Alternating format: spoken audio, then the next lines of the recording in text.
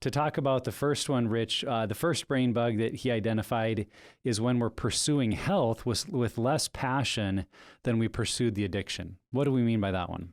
Yeah, I love this question, and literally seeing it just a few minutes ago, which is great. We are so better prepared, Rich, than that. Don't let the people know. We just kind of pulled this one. Okay, go ahead.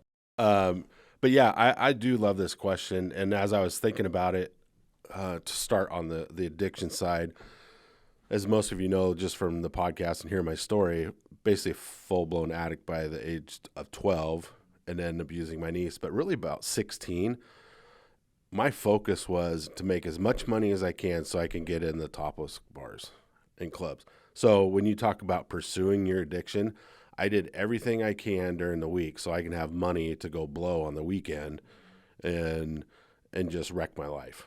And basically 16 to 20. So for about 4 years, I did that nonstop every week. I mean, I can't recall a weekend, usually a Friday or Saturday night, sometimes even during the week, that I wasn't in a club somewhere. And to me, at that time, that was easy because it was like, I just got to go make money. I have no responsibilities. I'm going to go blow it on these clubs and these girls and stuff like that. So to me, it was a lot easier to do that.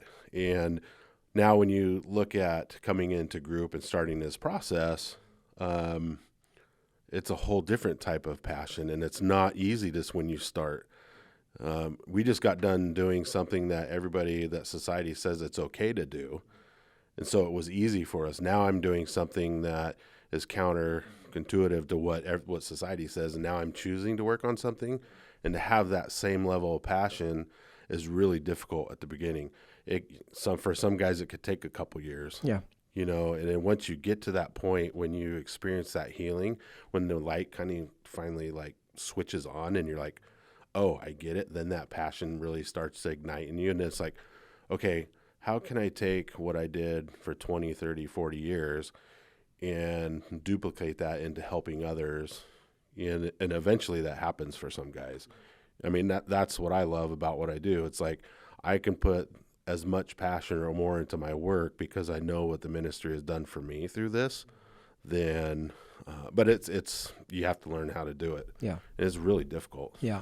I mean, what I was thinking as you were saying that was like, it's like swimming upstream. Oh, like, yeah. You jump in and the water's taking you like, and we all know this who've been in addiction, like there were a couple of choices we made, but they were really easy choices. Yeah. And they created like more fun, more enjoyment, not realizing all the consequences it was causing. Yeah. But now we turned around and we're swimming upstream. And it's funny because I would say that pursuing health takes more passion than it even did when we pursued addiction.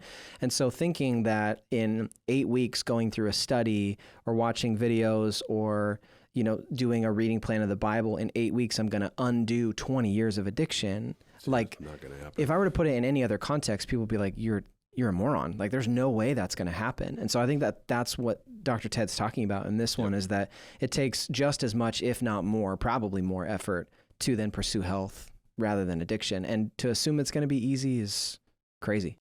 Yeah, there's a way that our victory can set us up for failure, because it does feel like for most people, I would say in group and in counseling, we hear them say things like, I've never had this much freedom. I've never gone this long without acting out before. This is different. I've changed. And that's awesome. And that victory should be celebrated, but it can make us feel like we've done the work and now we're there.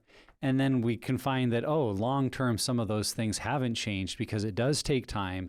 It does take a repeated, consistent effort in the same direction to create that lasting new pattern and really live in a different way long-term. I remember there's a great quote about, how do people go broke? And the person says, at first, a little bit at a time, and then all at once. That it's kind of this idea that we gradually keep moving towards something, and then there's kind of a tipping point that it's like, I think addiction was like that. We just kept taking little steps to go deeper and deeper and deeper, and then we were lost in it. Yeah. And it's like, oh my goodness, I need help. And to remember that in some ways recovery happens the same way. It's like you keep working a little, and then there are moments it comes like all at once we feel like, man, I'm at a new place of freedom. I'm at a new place of liberty. I'm good, but we need to keep in mind that little by little by little. and kind of ask the classic question too, like what direction are you moving in? Because you're either getting better, we've all done this in sports. Coach has said, you're either getting better or you're getting worse. Every day you're getting better, you're getting worse. And it's like, so practice hard. And honestly, as a teenager, that never meant a lick to me. You practice hard, coach. But now as adults, like I totally get that. Like, am I moving towards health? Because if I'm not moving towards health, I'm sliding back towards my addiction. And that may be what this is kind of implying. Like, if we're not putting energy into health without meaning to, we're putting it back into our addiction. And over time, it's going to catch up with us. So we've got to continue to pursue health, to pursue freedom, and do it over the course of years and decades, just like many of us did in pursuing our old behaviors. Yep. Yeah, often we've talked about, the right thing is a hard thing to do. Yeah. It's much easier just to live your life in sin. Do what comes easy. Totally. Yeah. And when you choose for health, it is difficult, like you said, like swimming upstream.